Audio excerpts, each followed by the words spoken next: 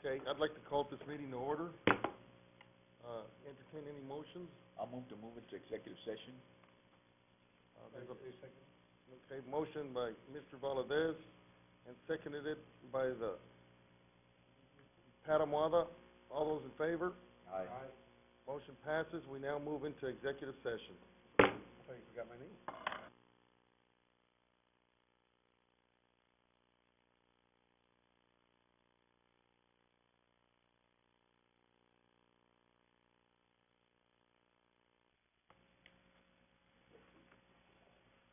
It's February 12th, 6:45. Welcome to the Brownsville Public Utilities Board's board meeting. I want to call this meeting to open. Do I have a motion? I so move. There's a motion on the floor. Is there a second to open up the meeting? Second. Motion made by Mr. Valadez, second made by Mr. Villarreal. All those in favor? Aye. Okay, meeting open. There was no action to be taken on items discussed in closed session.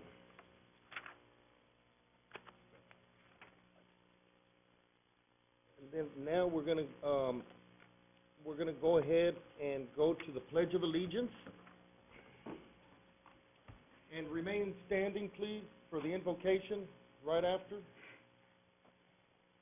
Dina Ayala, will you lead the Pledge of Allegiance? Pledge allegiance to the flag of the United States of America and to the republic for which it stands, one nation, under God, indivisible, with liberty and justice for all. Ladies and gentlemen, I present to you Victor Leal, a member of the International Christian Center in Brownsville. Mr. Leal, Victor, could you please step up to the podium? Thank you.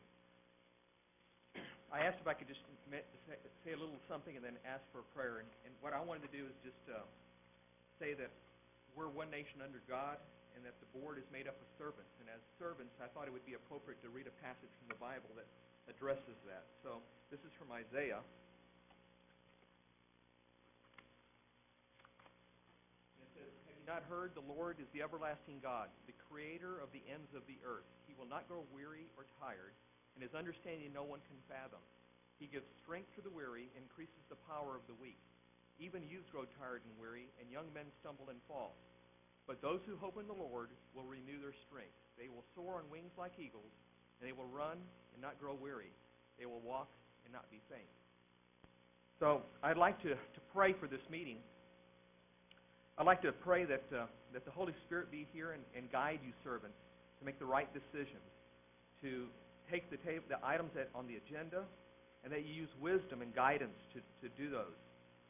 I want to pray for this entity, the PUB and its employees. I understand there's 450 employees, and they all have families. And I pray that, for number one, for the safety of those employees, that those employees can work with each other and this entity continue to grow and prosper.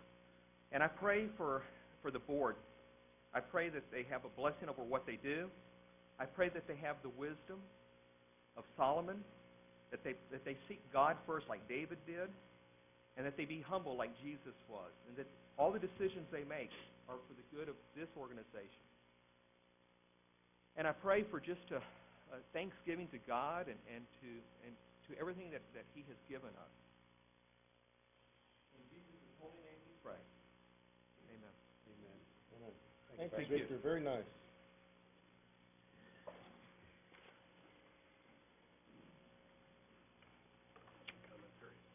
Okay, now we're going to move to the public comment period. We have some citizens, some concerned citizens from the community that want to step forward and have a few words. John, do you know the names of the individuals, please? I believe, could the concerned citizens stand up, please, that are going to speak? Okay. Who's the first one? Is Beto Medrano here? Okay, Beto Medrano, please, to the podium, sir. Thank you for attending the PUB meeting.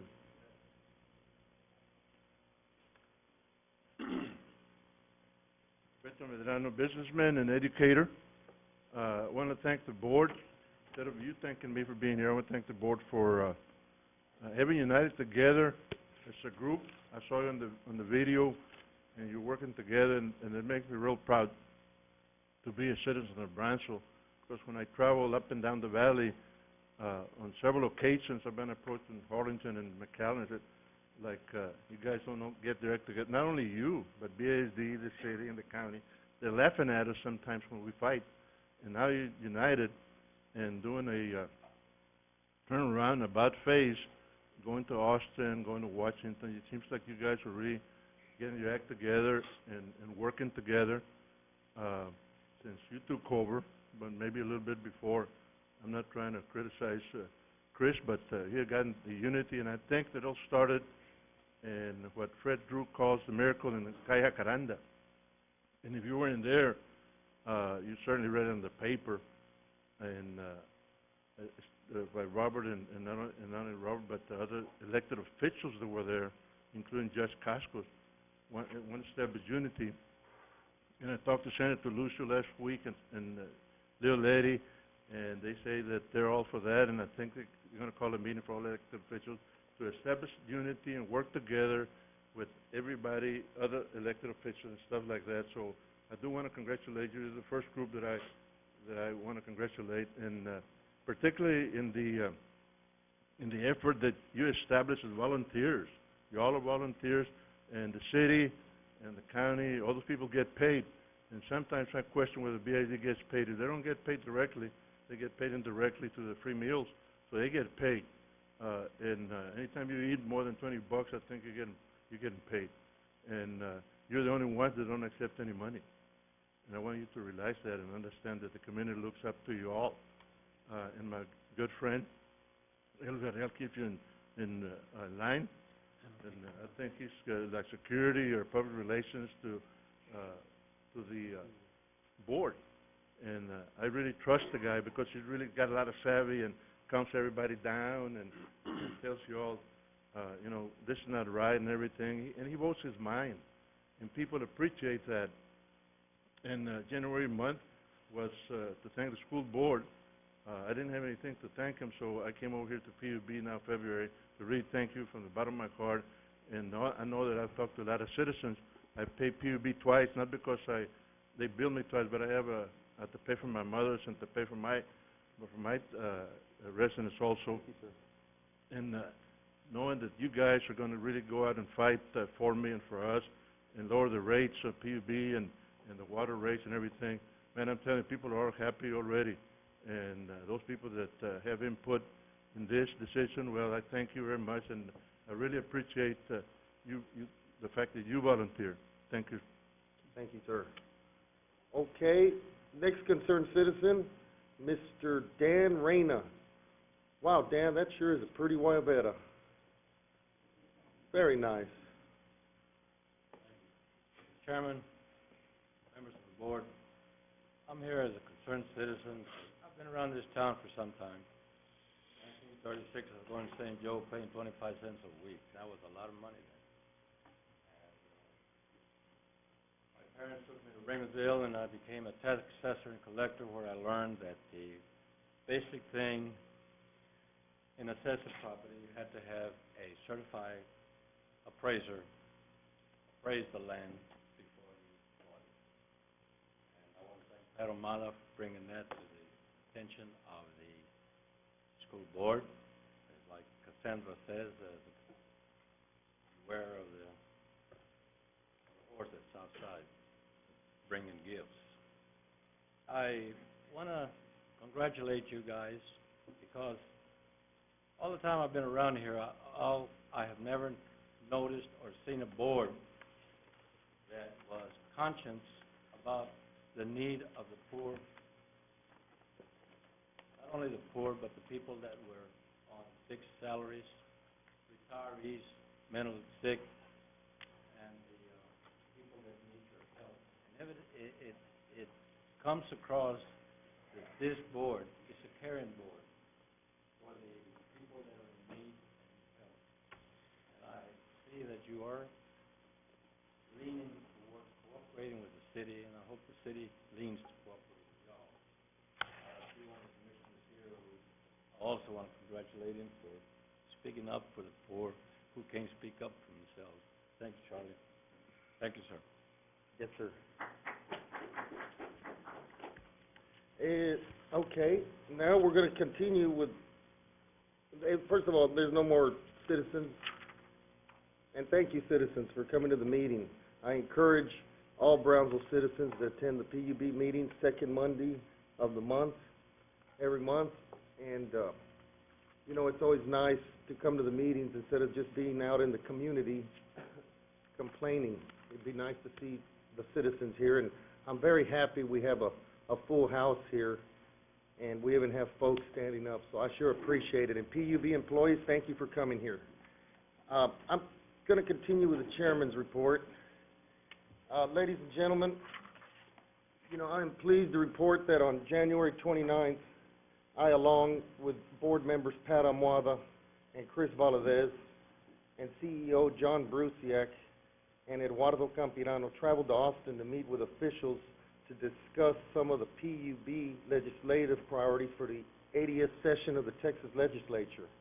We had an opportunity to meet with recently appointed Texas Commission on Environmental Quality Commissioner Buddy Garcia, a Brownsville resident that is now moving up the ladder there in the state, and also State Representative Eddie Lucio III and his staff, and the Honorable County Judge Carlos Castros. We discussed PUB's legislative issues, namely funding for the Lower Rio Grande Valley Regional Seawater Desalination Project, support for expansion of the Southmost Regional Water Authority to include regional wastewater facilities and preservation of local control of municipal electrical utilities. The meetings and discussions were very meaningful and productive. In addition to the meetings in Austin, I, along with Pat Amuada and Eduardo Campirano, traveled to Washington, D.C. on February 6th through February 8th of this year to meet with federal officials for the Texas Water Day rally. We met with members of the Texas Water Conservation Association and accompanied the Valley delegation on meetings with Congressman Solomon Ortiz and Congressman Silvestre Reyes, members of the staff of Congressman Ruben Hinojosa, Senator Kay Bailey Hutchinson, and John Cornyn. The primary themes of the meetings were to support funding for the Water Resources Development Act, FEMA, funding for floodplain management and dam and levee safety, support for federal funding for water reuse and conservation, and support for capital funding for developing brackish groundwater and seawater desalination technologies. We also met individually with our congressional delegation to continue to support Brownsville PUB's efforts with the Brownsville-Matamoros Weir and Reservoir projects and the Lower Rio Grande Valley Regional Seawater Desalination Project. Additional discussions were held with EPA officials as well as with IBWC Commissioner Carlos Marin. All pledged continued support for Brownsville Public Utility Board's effort to lead the state in developing new and alternative water supplies. You know, I wanted to say something also. Last night I flew in from Washington, D.C., and I want to thank the Brownsville Public Utility Board for choosing Brownsville first, for flying Brownsville first. Fly Brownsville first. Remember that saying from many years ago. And I commemorate the PUB for following that. As I flew into Brownsville last night, I was on the Continental Express jet, and I would say it was about 95% full coming in from Houston. I took a lot of pride as the plane came into landing in the Brownsville airport. As we broke the clouds, just the light and the energy coming from the city gave me great pride, and I want to take my hat off to the Brownsville Public Utility Board for keeping this city lit up real nice. I was very proud of the Public Utility Board and the Brownsville Airport last night. I encourage many in Brownsville to fly Brownsville first. I know that Southwest has peanuts, but Continental has pretzels. Charlie, Commissioner Atkinson, please pass it on to the City Commission. I'd just love to see the City Commission fly Brownsville first all the time, sir. Also, I want to mention something here. I want to pass this picture on up here to the board members of State Senator Eddie Lucio III's office over there in Austin. There's a nice longhorn that they gave that I had my wife does a little art, and it's the state of Texas on a longhorn, and we're very proud that he hung that in his office, along with a shrimp boat trawler here that I gave him on behalf of the Brownsville, Port Isabel shrimp industry. And I'm really happy with Senator Eddie Lucio III. He's a real listener, and he is concerned about industry and the area. I also want to pass something on here.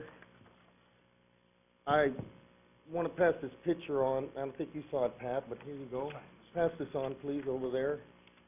Pass it along to the citizens and the staff there of PUB. You know, I'm blessed with some siblings in my family, and Norma Garza Sanchez, my older sister, works in the Department of Education.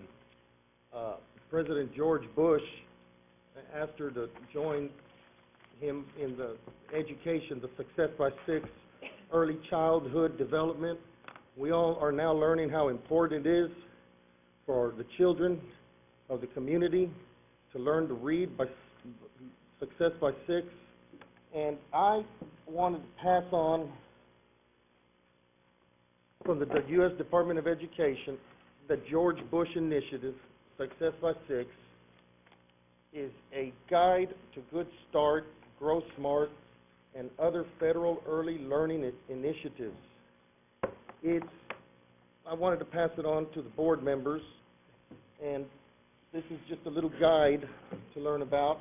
And also, Commissioner Atkinson, I'll have you some here for the commissioners, please. I really want them to study this. Okay, and now at this moment, it brings me great pride and honor to present to the past PUB board chairman his gavel. It's a little dented, Chris, but that's okay. You really hit it hard. You did good, Chris. The community appreciates it, and I appreciate it, and we respect that. Well, it was unsolicited, but I thank you. You You're got it. You're full of surprises, Captain. Thank you, sir. Thank you very much. Sir. And to not bore you all anymore with the chairman's report, I just want to, I'm so proud of the culture and the Char Days. This is the month of Char Days. I thought I'd go ahead and put this on here for the public here. There we are. Happy Char Days. Oh, the other way is like Hey, I've Thank you. seen you in that hat before. Yeah, there was a picture, wasn't there, was? Okay, we're going to set this here. I hope everybody has a real good time this Char Days here in Brownsville. Participate in those parades. I know we always enjoy going in those parades. So that will be the final point on the chairman's report. Thank you, Pat. We now...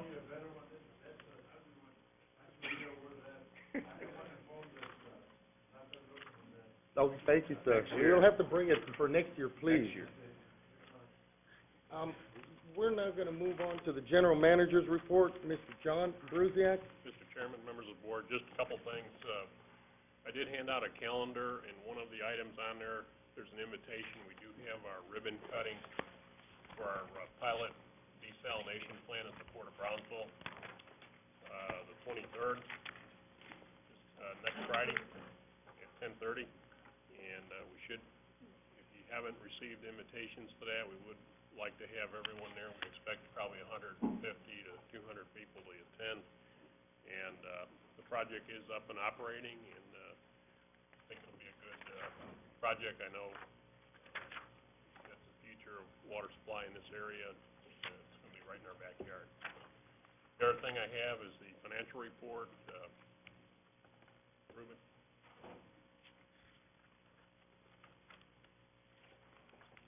It'll be overhead. It'll be also in your operations report here.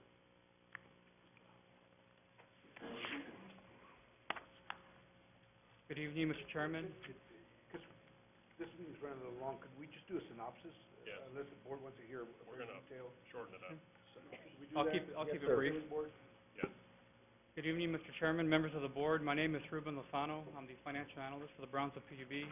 This evening, I'll be presenting on Brownsville PUB's financial performance as of December 31st, 2006. This first slide is a summary of the revenue activity. Through December, we had net operating revenues of $39.2 million. When you consider other revenues of $1.1 million, interest from investments of $1 million, and other non-operating income of $259,676, we're at a total of gross revenues of $41.6 million.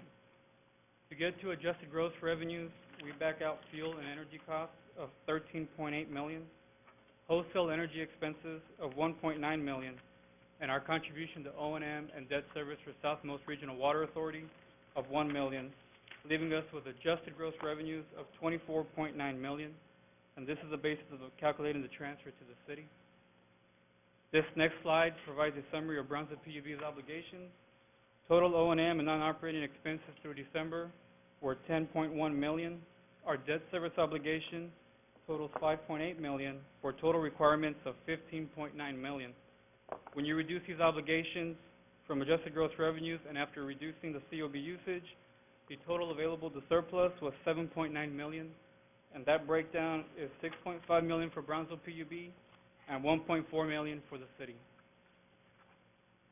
This next slide provides a summary of the allocation of Brownsville PUB surplus monies.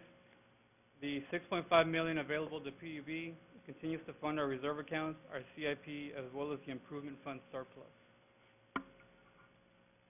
The next few graphs will show comparisons between prior year actuals, 2007 budget, and year-to-date actuals.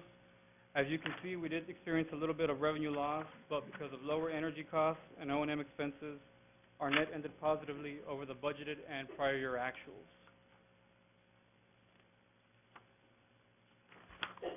As mentioned earlier, the balance available to surplus was $7.9 million, of which $6.5 million was available to PUB and $1.4 million was available to the city. This graph represents utility contributions to the surplus funds.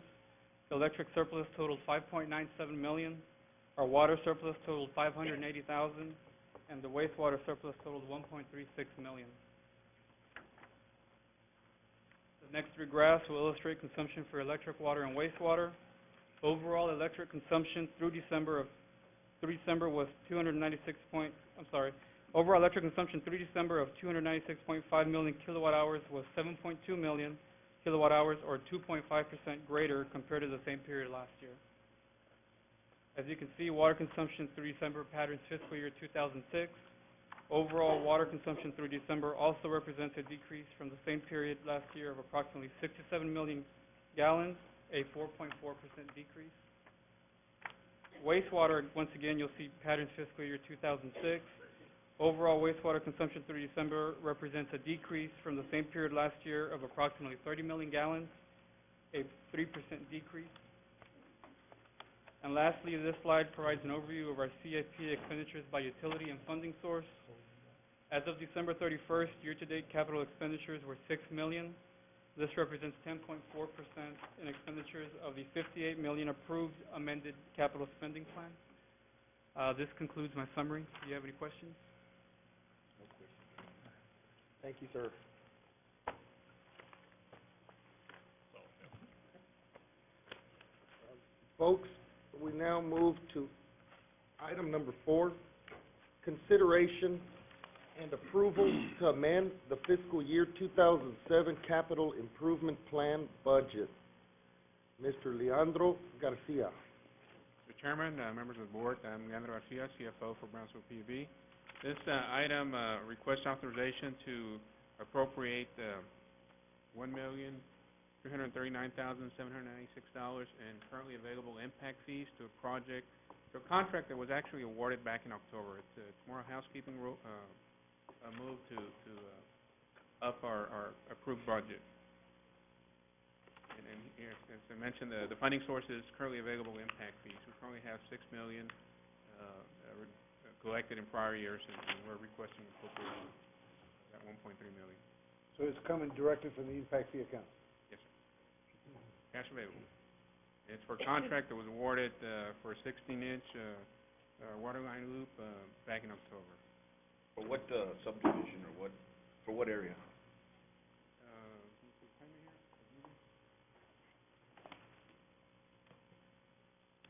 The southmost area by the airport. Southmost, okay. I so move, Mr. Chairman. Motion on the floor, gentlemen. Second.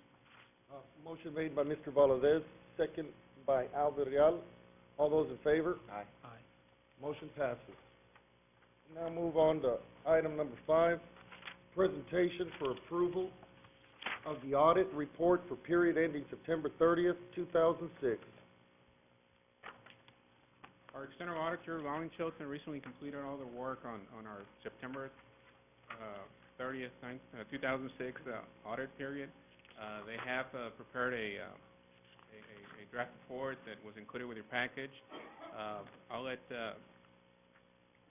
Long & Chilton representative, Mr. Barrera, represent the highlights, and then I'll say a few words afterwards.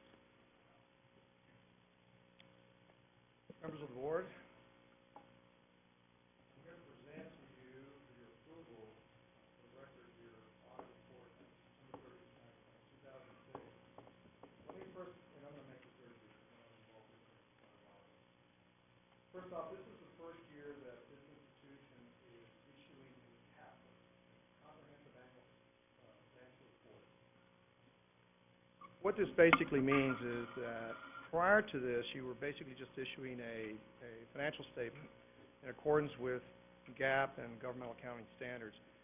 You have risen to a different level now. You are now, what you're doing is you're making a report that's a little bit longer. It has a tremendous amount of information in it. It is being submitted to the Governmental Financial Officers Association, the GFOA, for certification. The City of Brownsville, Cameron County, and other major institutions already do this. City of Brownsville's been doing it for 27 years. The PUB has never done this. So last year, this is what your goal was, and you have the staff in place to do it. The problem is collecting all the information and getting it right. There's also a tremendous amount of information from the statistical section. You'll have 10 years of information in the back of the report. Right now, this report that you see is in front of you is in draft mode. The audit itself is done. The numbers aren't changing.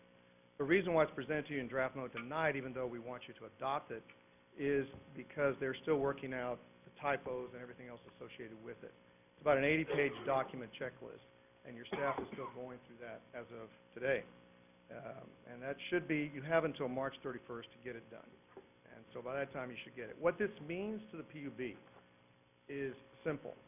Because you've risen to a different level of reporting, a higher or the highest level of reporting standard, from the standpoint of your bonds, you go to New York, you want to issue bonds to your for revenue sources. When people read this, when underwriters and others read these financial statements as they will be presented from here on in, they know that you've attained the highest degree of reporting that's comparable to any other municipality or government in the United States. As a result of that, they put more credence into what you're showing. And the chances are good that overall your interest rates will drop. If that happens, we all benefit. So I applaud the fact that you've done this, that you put that as the goal, and that your staff has accomplished it to date. Very quickly, I just want to go over 3 things. Number 1, page 14 is our report. We've issued an unqualified report. It's a clean opinion, basically saying that the financial statements are fairly presented, free of material misstatement, and that basically in accounting or auditing terms is the cleanest you can get. On page 14, let me go through this very quickly. For the record, page 14 is the actual statement of revenues and expenses and changes in net assets, your income statement for the year. For the record, you'll see your total operating revenues were $185 million. This is a combined statement with the Southmost Regional Water Report. $185.8 million. Your operating income after expenses of $151 was $34.7 million. You'll see, in effect, your interest expense, your non-operating expenses, interest expense, and others, payment to the City of Brownsville, totaling $19.2 million, leaving income before capital contributions of $15.5. Overall, your changes in net assets at the end of the year, $21.2 million. When you flip back over to page 12, that's your balance sheet. That's what you had left over at September 30th. At September 30th, you had the following. Your assets, you had cash, 6.7, and investments of $28 million. Your total overall unrestricted current assets were $68.7 million. Your current restricted assets were another $124 million, and overall your total assets, $642 million. Flipping the page, your liabilities. Your unrestricted current liabilities were set at $24.2 million. Your total liabilities, current, $82 million, and you see your non-current liabilities. This is the non-current portion of your bonds and CO certificates of obligation were $300 million. At the end, you'll see your net assets, in effect your fund balances. Keep in mind you have two of them. One, you're invested in net capital assets of $168, and then the two that you probably are more concerned with. Number one, you're restricted of $44 million, and you're unrestricted of $47 million, which is up $10 million over the prior year. Finally, the last thing I want to tell you about is page 45, and that's our secondary report, and that's the report on your internal control. And in effect, we have no findings.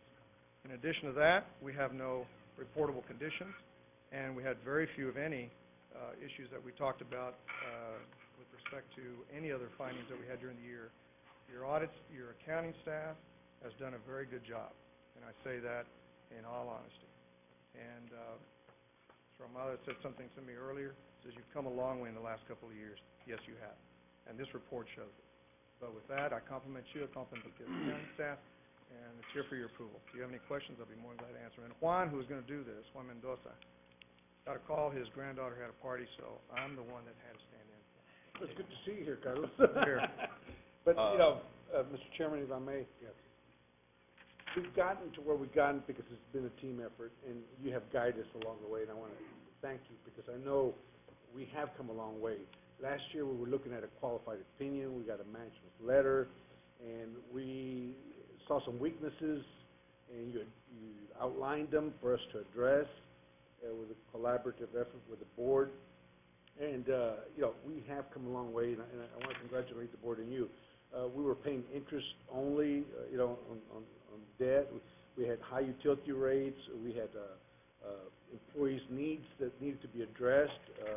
We had consumer-related problems, and even as you pointed out on page 14, our net assets were way up in the air. We didn't know exactly what we had, and you pointed out here on page 14 that in 2005 we were carrying like $26 million on the books when actually you clinically addressed it and came out with now we're at 21.2 because we've done a more accurate accounting.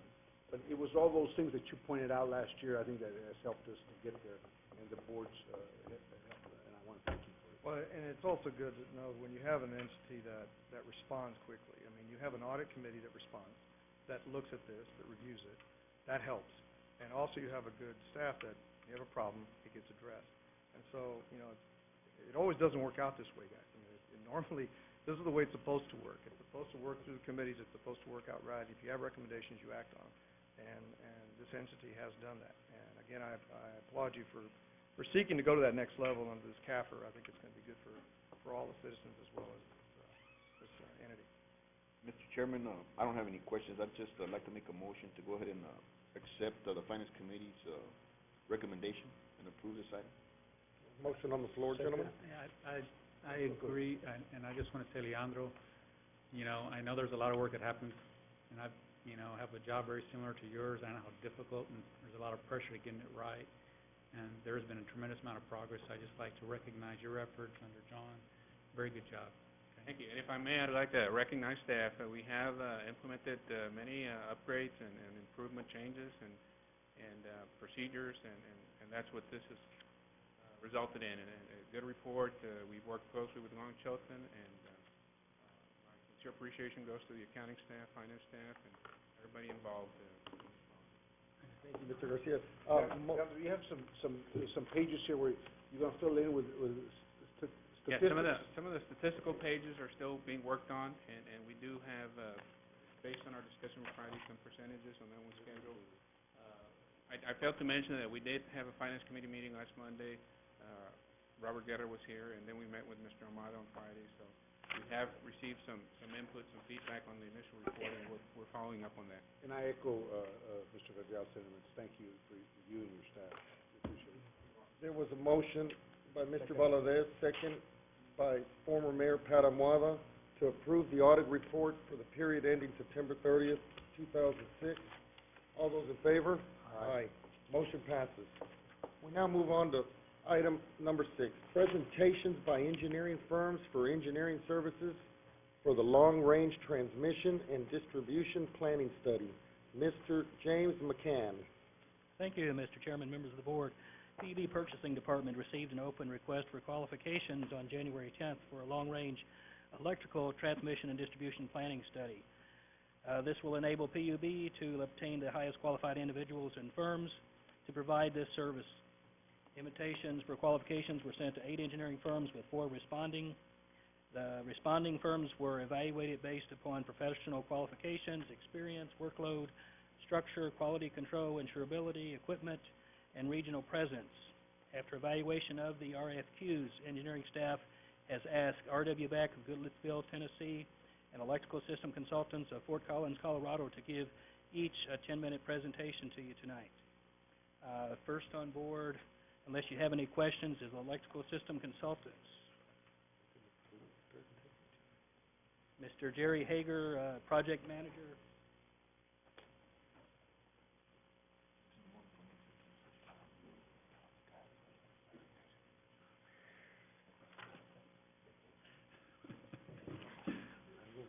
Thank you, Mr.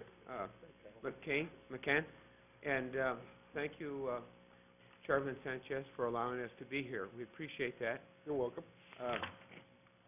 Electrical system consultants responded to the request to do a long-range planning study because that's one of our main line of business. We've been doing that for Magic Valley for a number of years. Let's see, we need to back up here. We need to get to the beginning of this PowerPoint presentation.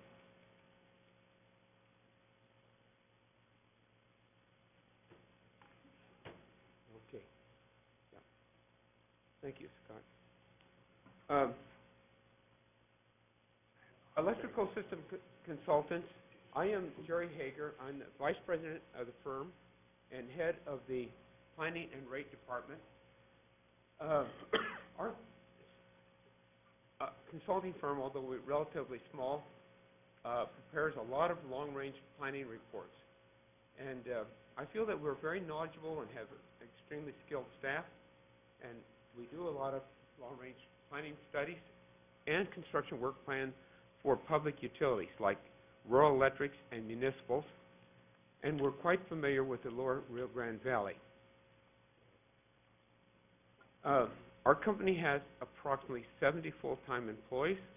The large majority of our work is for electric transmission and distribution utilities. Most of them are rural electric cooperatives and municipals. And our planning department has 15 employees.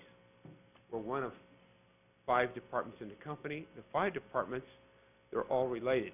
We have electric utility design, and this is Scott Huffman, who works in our electric utility design department. He designs substations. He is a professional engineer, and he has been down the valley here for the last, 4 months or 5 months? And has been doing a substation inspection, but he also does substation design. The planning and rate department does construction work plans, long-range planning studies, sectionalizing studies. I'll get into that a little bit later. We have a controls and automation department. Again, the controls and automation department works primarily for electric utilities.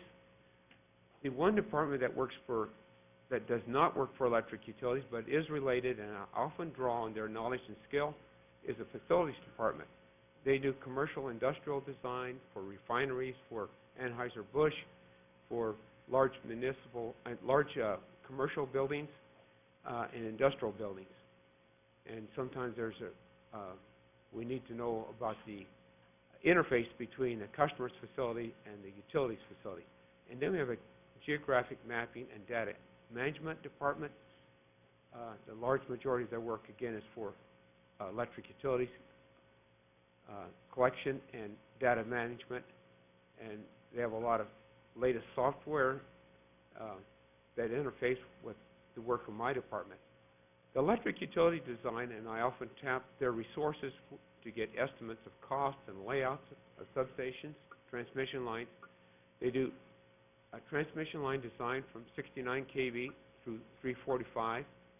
We just successfully completed a 150-mile 230 kV transmission line for a major utility in Colorado and New Mexico. Do substations, a large number of them on the plate right now, relay coordination, construction inspection, and of course, part of that is to do the specifications, bidding documents, and everything related to that design work. I'm the manager of the Planning and Rate Department.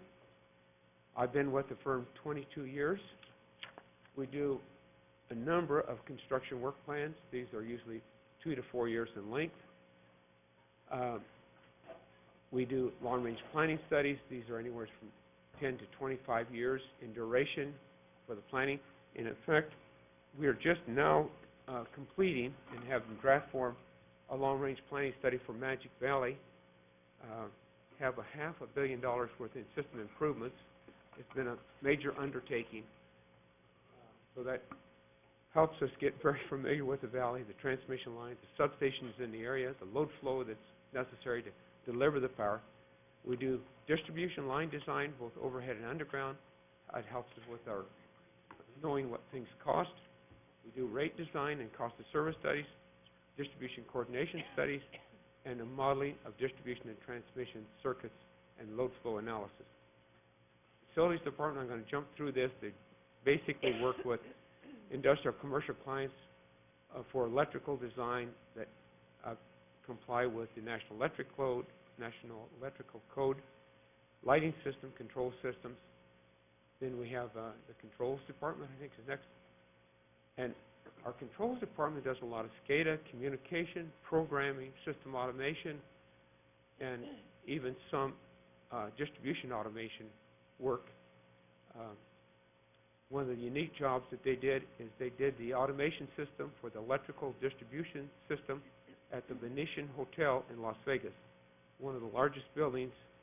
It is the largest building, I think, in Las Vegas.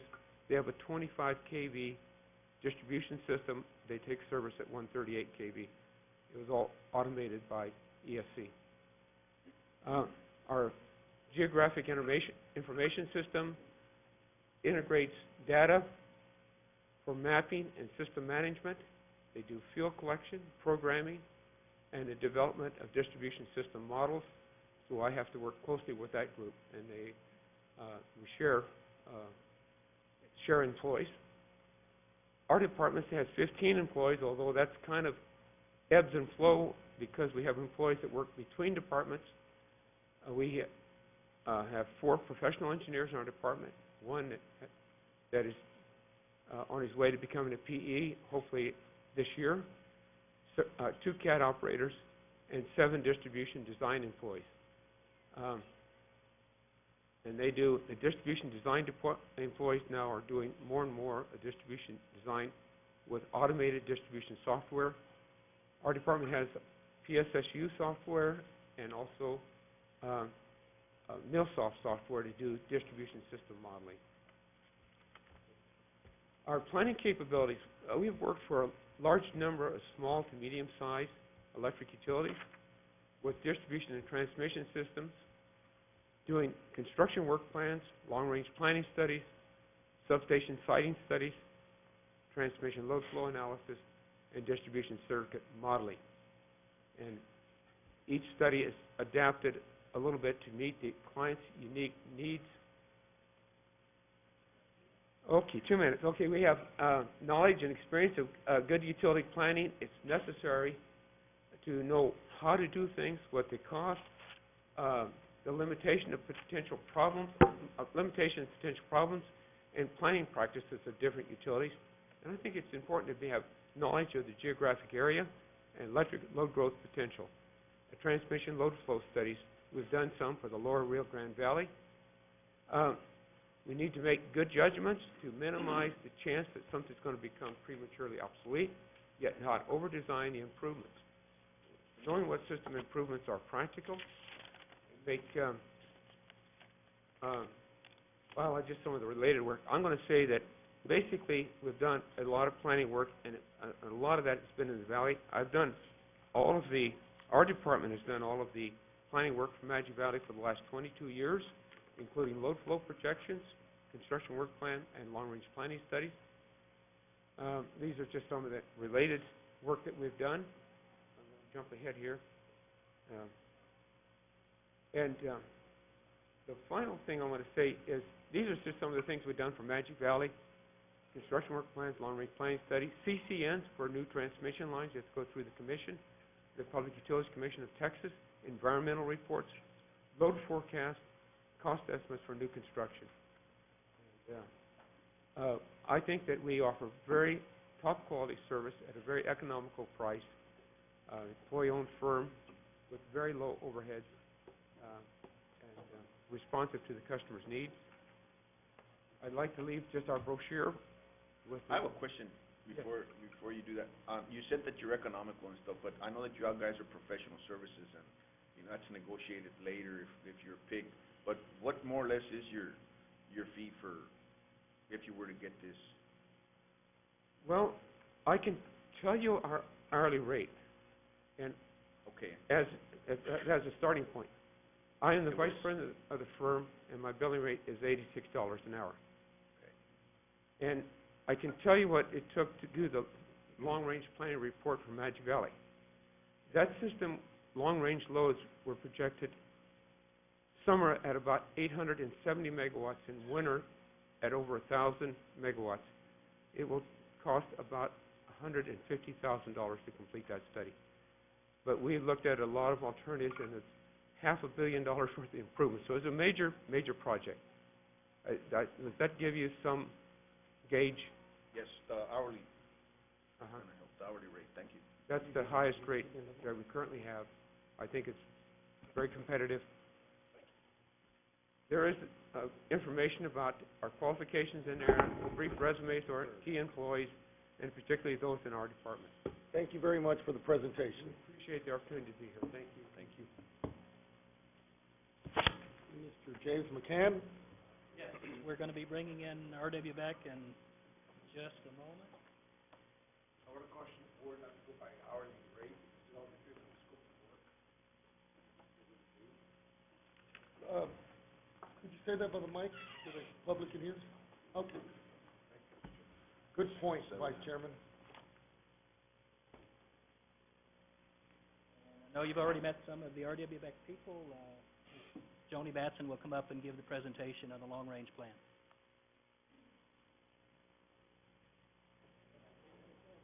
Great. 10 minutes, please. Good evening, Mr. Chairman, members of the board. Just appreciate the opportunity to come and talk to you a little bit about R.W. Beck and our proposal to do a long-range transmission and distribution planning study. We worked on the last study in 2002. We also did an update in 2004, I believe, and we helped with your load flow model about 2 years ago. So we have familiarity and some experience with the BPU system. Beck's worked with the PUB for 20 to 30 years. We've done some load forecasting studies, generation interconnection studies, transmission studies. So we feel like we know your system, we know your staff. We've worked side by side with them on several of these studies. Feel like we work well together. And we also have, we know planning. We've done planning studies similar to this for municipals, co-ops, and investor-owned utilities in Texas and throughout the country. We've put together a planning team, a project team for this that we feel like will bring a lot of value to PUB. Most of these people worked together on the last planning study for you. We've also, a lot of us have municipal experience that we worked before we came to consulting, either with electric municipals or co-ops. So we know your perspective. We know the issues and challenges that municipals face and feel like that we can address those. Jennifer Tripp and Frank Gaffney on this team are some of the leading transmission experts in the country. They've worked with you before on your generation interconnection alternatives, and they can help with any of the new NERC guidelines that have to be implemented. And we have some very experienced designers on the team, substation, distribution, transmission designers, with their coordination expertise. Anything that comes up, we feel like this team can address. We feel like we can hit the ground running.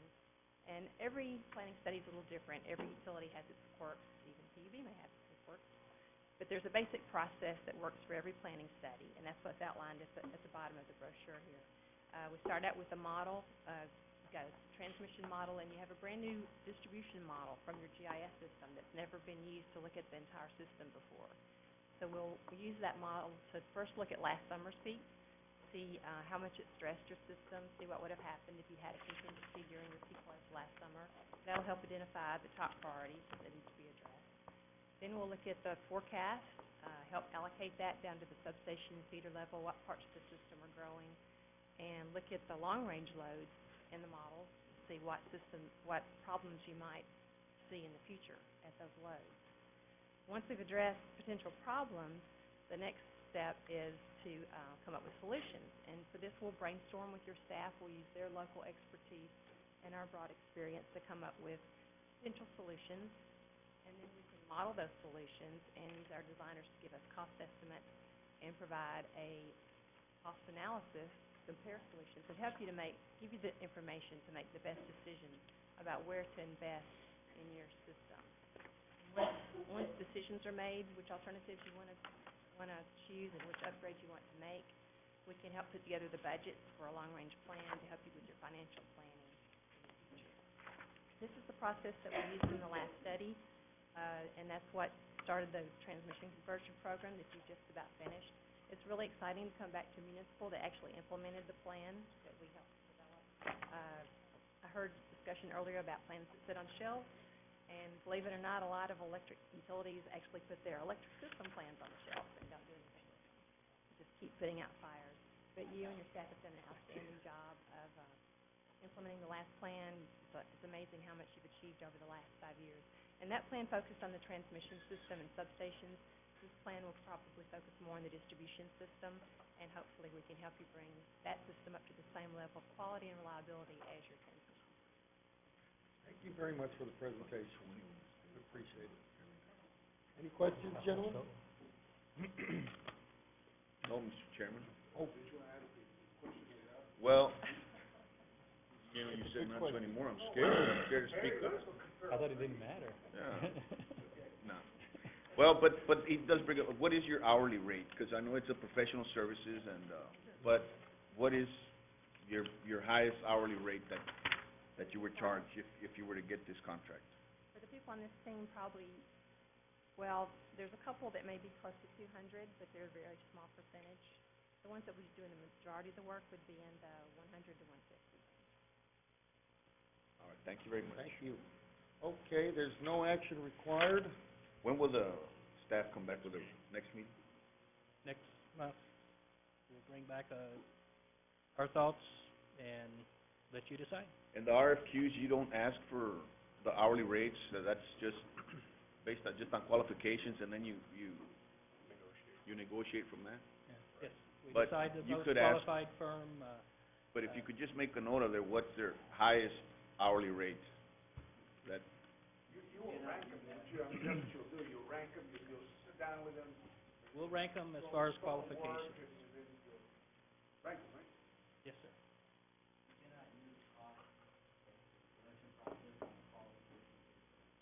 why is that on this, at the state law? If after we rank them and pick somebody and negotiate and we can't arrive at an agreeable contract, then we're able to go to somebody else. It's just, the reason I say it, I mean, is because, let's say they come back, like Al says, he goes, well, we charge $1,000 an hour. We're gonna reject it and do the process all over again. All right, thank you. Thank you. Thank you, gentlemen. Okay, ladies and gentlemen, we now move on to item number 7, consideration and approval for purchase of 17 vehicles. A 55-foot bucket truck, from bid number 017-07 and a 4x4 tractor with cab. The board has no, problem, I go, make a motion based on, staff recommendation. Okay, there's a What- motion on the floor? Before we do, what vehicles are these gonna replace? It's right there listed on. Yeah, we're 17? buying, 12 pickups from Tipton Ford, 5 from Caldwell County, and then, 55 bucket. What we're replacing, are some pickups, dating back, to 88, 86, 92 through 97. So they are, They're all over replacing 10, old full 15 models. years. I'll second the motion.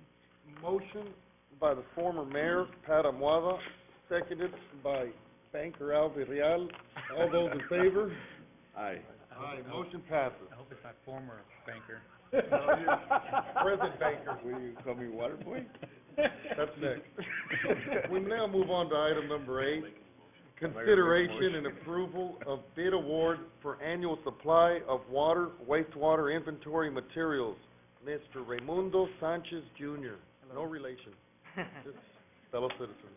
Just facial similarity. Good evening, Chairman, members of the board. Bids were opened on January 11th, 2007 in the Purchasing Department for the purchase of the annual supply of water, wastewater inventory materials. 26 vendors received the legal notice, of which 8 responded. Right now, we're going to go for the casting of the lots. Items number 292 and 297 need to be awarded by casting of the lots. I make the motion to go by staff recommendation. You gotta be We gotta casting ca- by We're the gonna half. cast. He's got to pick. Oh, As chairman, can I get one of my colleagues to pick? Can I do that? I want to get, the water boy, Chris Valadez, to pick. Please, former Chairman Valadez. Water boy. It's a Morrison Supply from Brownsville, Texas.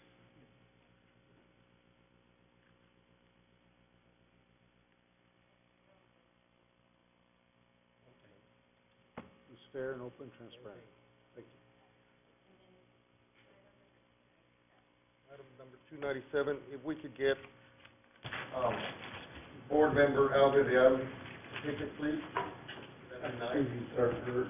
Well, okay, Mayor, we'll discontinue it, Mayor.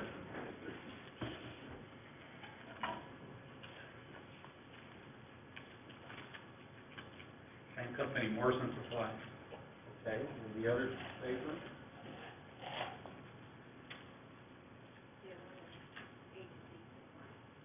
Okay. That was both from Brownsville firms. You just got that. So there's a motion, I guess. Okay. You have a motion, second, I'll make the motion to accept the bids as presented by Lotto. Okay, motion on the floor? Second. Motion made by former Mayor Pat Amuada, seconded by Al Villarreal. All those in favor? Aye. Aye. Motion passes. We now move on to number 9. I make a motion to table item number 9. Okay, I'll second it. I just made that motion. Let me read the subject to the general public. Consideration and approval of emergency purchase and replacement of the stack modules for the electro-deionization water treatment system at the Silas Ray Power Plant.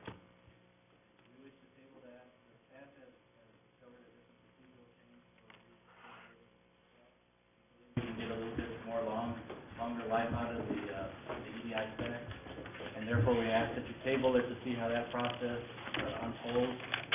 We do have an outage coming up on the unit, we'll be able to fully assess the change that we're making. If we need to, then we'll come back. I'll move the table this item, Chairman. Okay, Just a second. okay, motion made by former Chairman Chris Valadez, seconded by former Mayor Pat Amuada. All those in favor? Aye. Motion tabled. We now move to item 10.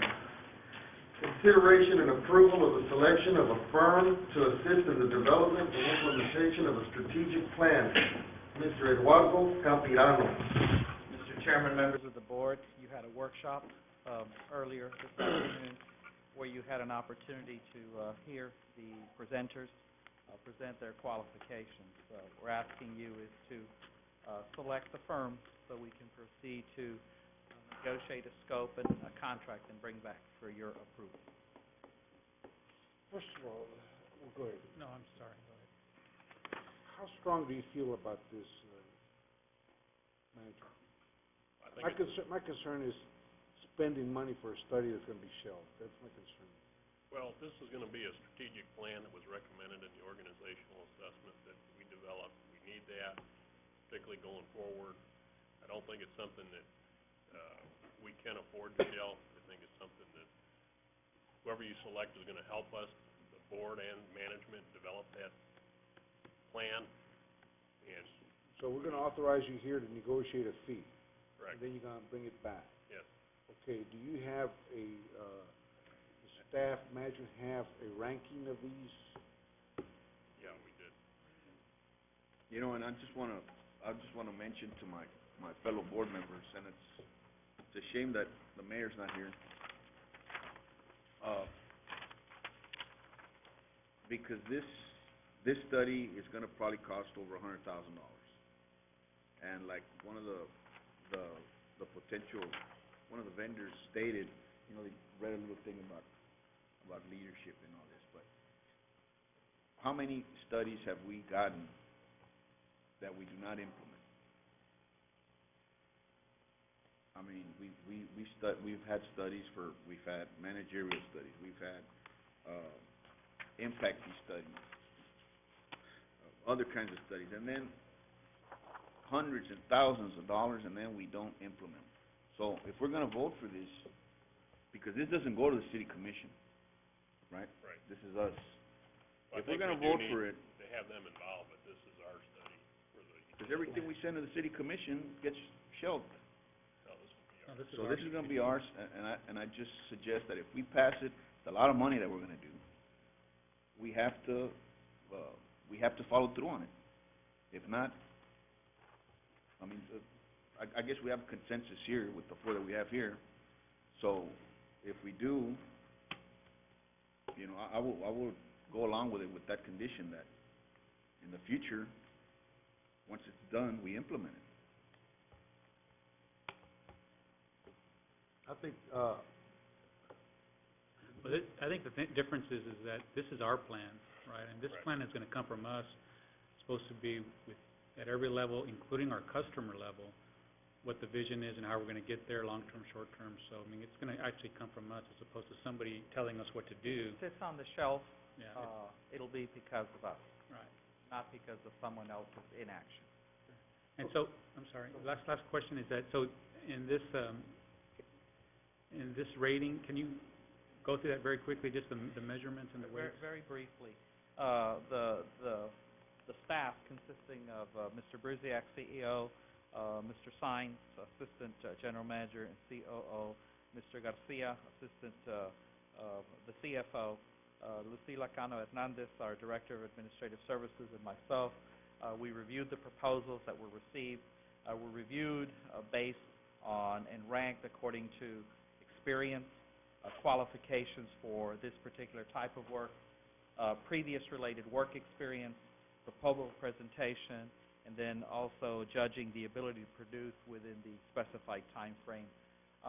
We used the proposals for the RFQs that were sent out that delineated all of the components. Each of those were given a weight from 1 to 5. Based on the review of the staff, we ranked the R.W. Beck proposal as the highest ranking. Strengths were experience, specifically on this particular type of work. They know us very well. It was competitive, but that is how the staff ranked the proposal. You heard the presentations. You certainly can, recommend whichever one of the three to proceed with discussions and negotiating a scope and bringing back to you a negotiated fee contract. okay, any action on this one? Yeah. Based on the rankings by management and staff, make the motion to allow management to proceed to negotiate with, R.W. Beck, as per recommendation. I'll second that. We're not approving it yet, we're just in negotiation. Bring it back It's to gotta the come board back to us. Yeah. Motion made by former Brownsville Mayor Pat Amada, seconded by Brownsville banker Al Villarreal. All those in favor? Aye. Aye. Motion passes. John, and I'd like for you to come back when that comes back to us, how are you gonna maybe, make sure that it's, if we do adopt it, that it's enforced, that it's followed? Yeah. And maybe by introducing a policy that's tied to our budget process or something. I think accountability and time frame and some kind of grade for the implementation of it annual for the public, I think it's a really good idea. One of the things I'll mention, the board is currently contemplating reviewing some of your own policies and procedures. And if you look in there, there is mention of the strategic planning process, because that was a weakness, so, But, you know. but I think if you attach it to, remember I asked for a criteria of how we evaluate management? That's in there. Okay, yes, I Yeah. wanna make that part of the That criteria. is part of it. That's when we bring it back, and then it forces us to. Because that way there's some accountability. Thank you, Eddie. Thank you. We now move on to item number 11, consideration and approval of membership to the Texas Water Conservation Association. Mr. Pat Ahumada. What? 4,000. Okay, Mr. Eddie Campirano, please.